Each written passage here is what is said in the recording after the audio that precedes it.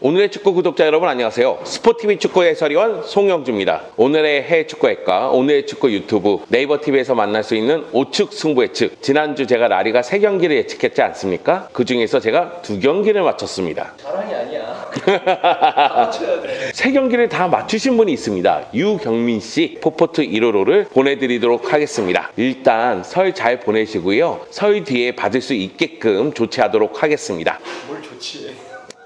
오이 좋지. 그럼 라리가 21라운드 주요 경기를 미리 살펴보겠습니다. 라리가 21라운드 첫 번째 경기입니다. 발렌시아와 바르셀로나의 대결. 세티안의 바르셀로나는 발렌시아 상대로 무패 행진을 이어갈까? 바르셀로나가 키케 세티안 감독이 지휘봉을 잡고 2경기에서 모두 승리를 거뒀습니다. 모두 점유율이 80% 이상이었고요. 패스를 1000회 이상을 했습니다. 그 정도로 경기를 지배하는 모습이 나왔는데 그럼에도 불구하고 그라나다전에서는 한 골, 특히 이비자전에서는 한 골을 실점한 다음에 그리즈만이 멀티골을 넣으면서 간신히 승리하는 모습이 나왔어요. 파괴력에서는 여전히 아쉬움이 있다. 루이스 수아레스가 부상이 때문에 메시를 제로톱으로 이용한 그라나다전, 그리고 이위자전에서는 그리즈만을 최전방으로 올리는 모습도 있었지만은 여러모로 아쉬움이 있거든요. 과연 이 파괴력 부족도 해결할 수 있을지 지켜봐야 되겠습니다. 발렌시아 같은 경우에는 지난 마요르카전에서 너무나 무기력한 모습을 보여줬어요. 수비가 흔들리는 모습이 나왔거든요. 발렌시아 입장에서는 공격을 전개할 때 로드리고의 중요성, 근데 로드리고가 부상으로 나올 수가 없거든요. 여기다가 미드필드의 중심인 다니 파레오가 징계로 나올 수가 없어요. 여기에 마요르카전에서는 수비가 흔들렸다는 거죠. 이런 부분 때문에 바르셀로나를 상대로 홈에서 고전할 가능성이 있습니다. 물론 막시 고메스가 주중에 펼쳐진 코파델레이 3라운드 경기에서도 골을 넣었고 바르셀로나를 상대로 나름대로 강한 면모를 보여주기 때문에 막시 고메스를 어떻게 이용하느냐에 따라서 발렌시아의 파괴력은 달라질 수가 있습니다. 그리고 이강인 선수가 부상해서 돌아오지 않았습니까? 파레오가 징계로 못 나오기 때문에 이강인 선수도 출전할 가능성이 있습니다. 다만 바르셀로나 같은 경우에는 발렌시아 상대로 최근 라리가 7경기 우패고요. 발렌시아 원정에서도 12경기 우패입니다. 그 정도로 바르셀로나는 발렌시아 상대로 강한 면모를 보이기 때문에 바르셀로나가 아직까지는 파괴력이 뻥 터지지 않았지만은 그래도 메시를 이용한 공격이 힘을 발휘할 가능성이 있다. 역시 바르셀로나의 승리를 예상합니다.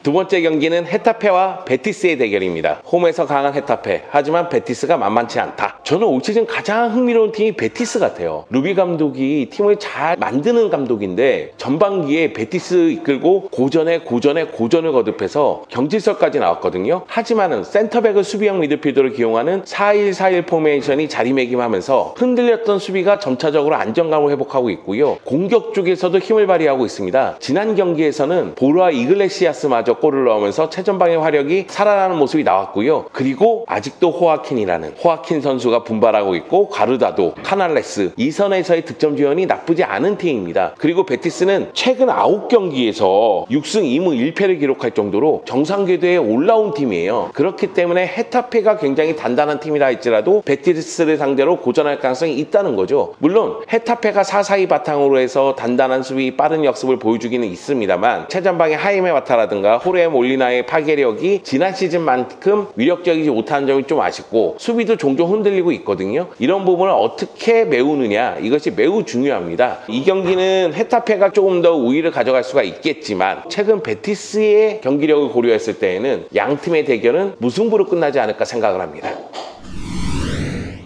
세 번째 경기는 바야돌리드와 레알 마드리드의 대결입니다. 홈에서 끈끈한 바야돌리드가 무승부 작전을 핀다면 바야돌리드 같은 경우에는 4-4-2 또는 5-3-2 포메이션을 바탕으로 해서 수비 쪽에 먼저 안정감을 추구합니다. 그리고 나서 역습을 펼치는데 상대가 레알 마드리드라면은 그냥 수비 일변도의 전술을 펼 가능성이 매우 농후합니다. 에네스 위날이라든가 세르히오 가르디올라가 있긴 하지만은 이 투톱의 득점력이 뛰어난 편은 아니에요. 그리고 레알 마드리드는 벤제마가 부상해서 돌아왔지만 정상 컨디션이 아니고 요비치가 아직까지는 만족할 만한 득점력을 보여주지 못하고 있는 가운데 좌우에 있는 윙어들도 득점 지원이 그렇게 뛰어난 편은 아닙니다. 코파델레이 3라운드에서 베일이 골을 넣었다 할지라도 부상도 잦은 편이고 컨디션 난조가 있는 편이죠. 물론 레알 마드리드는 미드필더들의 득점 지원이 뛰어납니다. 카세미루가 지난 리그 경기에서는 거의 호날두급의 활약을 펼쳤죠. 레알 마드리드 와서 처음으로 멀티골을 넣었으니까요. 모드리치, 발베르데, 크로스 모두 득점 지원이 뛰어난 편이거든요. 아마도 레알 마드리드는 경기를 주도하면서 2선에서 전방적으로 침투에 들어가면서 득점포를 가동하고자 노력할 것으로 보입니다. 결국은 바야돌리드의 방패냐 레알 마드리드의 창이냐 이 문제인데 카르발이 징계로 나올 수가 없습니다. 아마도 라초로 메울 텐데요. 카르발의 빈자리를 잘 메울 것이라고 예상이 되고요. 그런 측면에서 봤을 때는 레알 마드리드가 공수 전력에서 우위에 있기 때문에요. 승리를 거둘 거라고 예상이 됩니다.